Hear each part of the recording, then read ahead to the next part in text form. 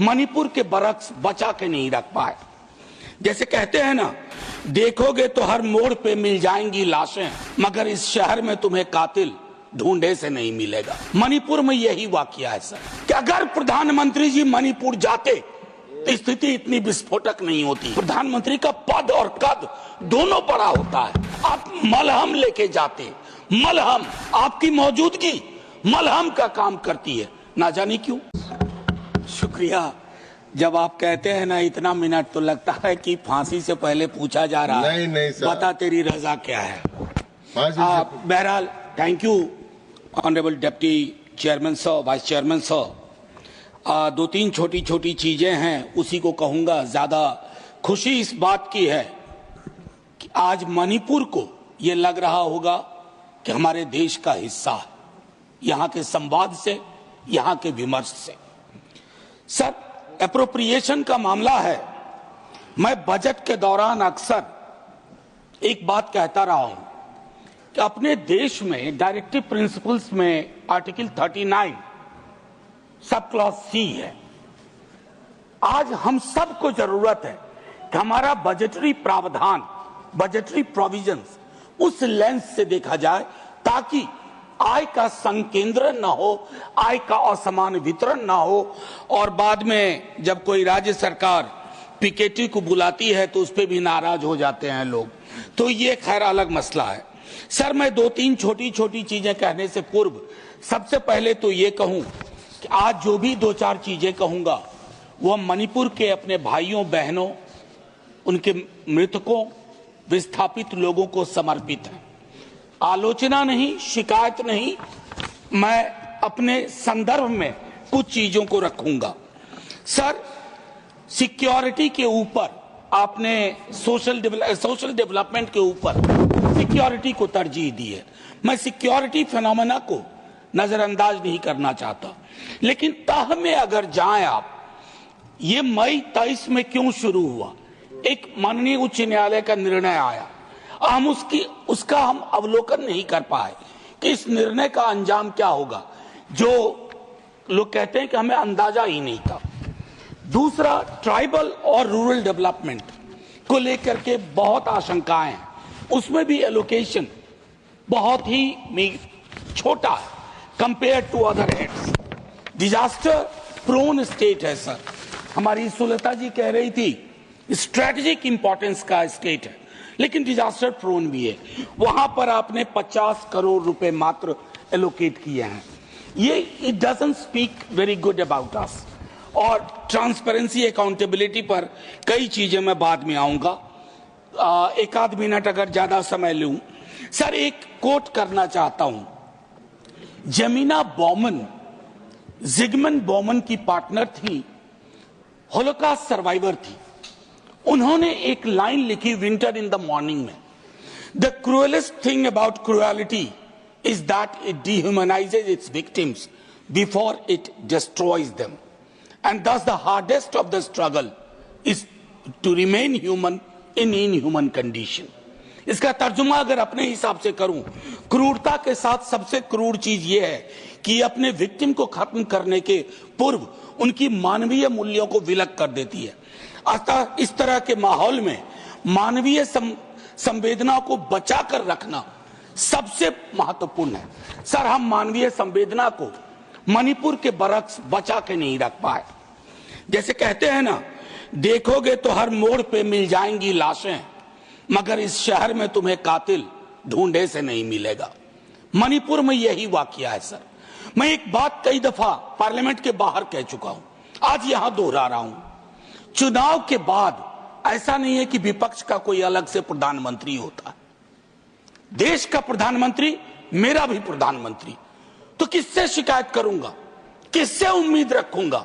और मैं आज भी कह रहा हूं कि अगर प्रधानमंत्री जी मणिपुर जाते तो स्थिति इतनी विस्फोटक नहीं होती।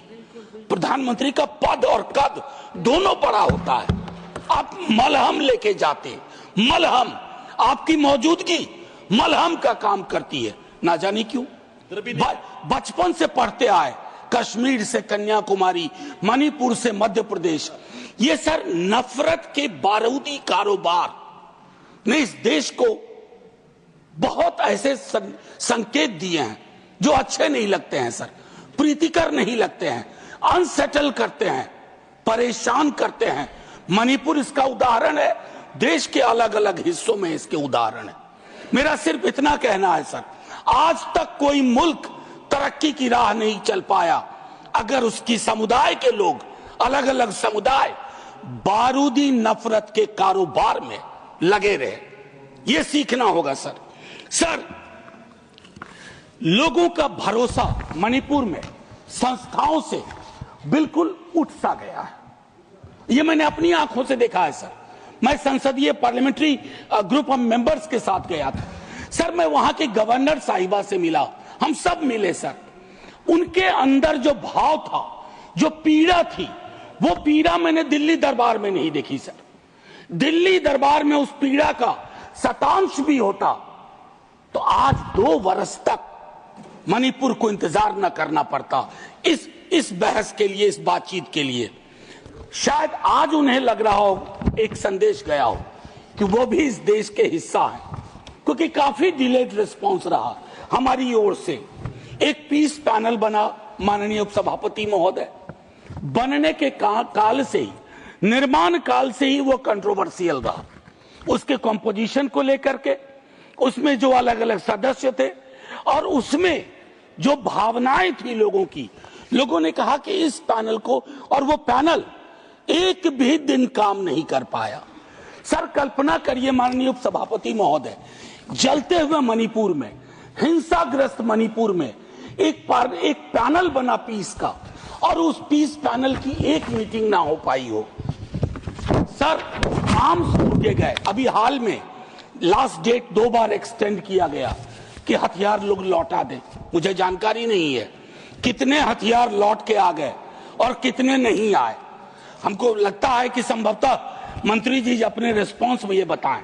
लेकिन हथियारों के लौटने से महत्वपूर्ण सवाल यह है, समुदायों के बीच की खाई को पाटने के लिए हम क्या कर रहे हैं। सर, खाइयां यूं मैं नहीं कहूंगा कि आपके दल ने पैदा किए हैं, खाइयां रही हैं देश के अलग अलग हिस्सों में, लोगों के बीच में, इतिहास की समझ को लेकर के, वर्तमान की चुनौती को लेकर के।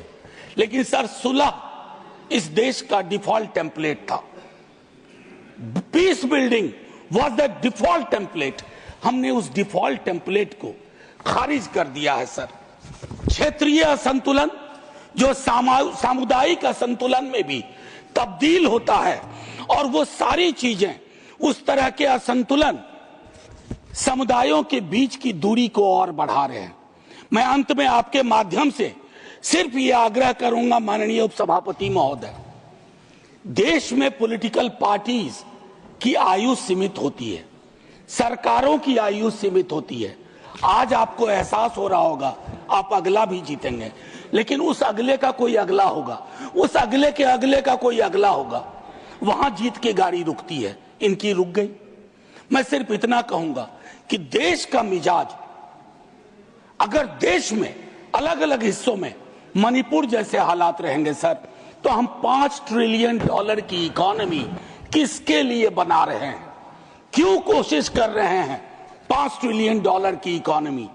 सिर्फ मेरा एक आग्रह और होगा कि मणिपुर को लेकर के अभी भी वक्त नहीं बीता है, ऑल पार्टी डेलीगेशन एक जाए अलग अलग इलाकों में, कुकी समुदाय हो, मैती समुदाय हो, उन्हें वहीं रहना है, मिलकर रहना है।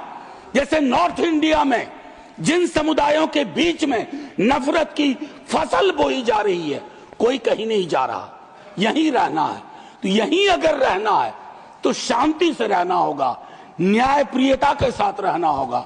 और अगर हम ये सुनिश्चित नहीं कर पा रहे हैं, तो अपने मुंह मियां मिट्ठू बनने की कोशिश कर रहे हैं, तो मुझको लगता है सर कि हम हार जाएंगे।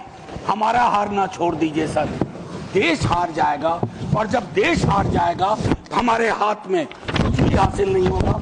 आपको इस वक्त के लिए बहुत बहुत धन्यवाद माननीय उपसभापति महोदय। मैंने 2 मिनट आपने ज्यादा वक्त दिया।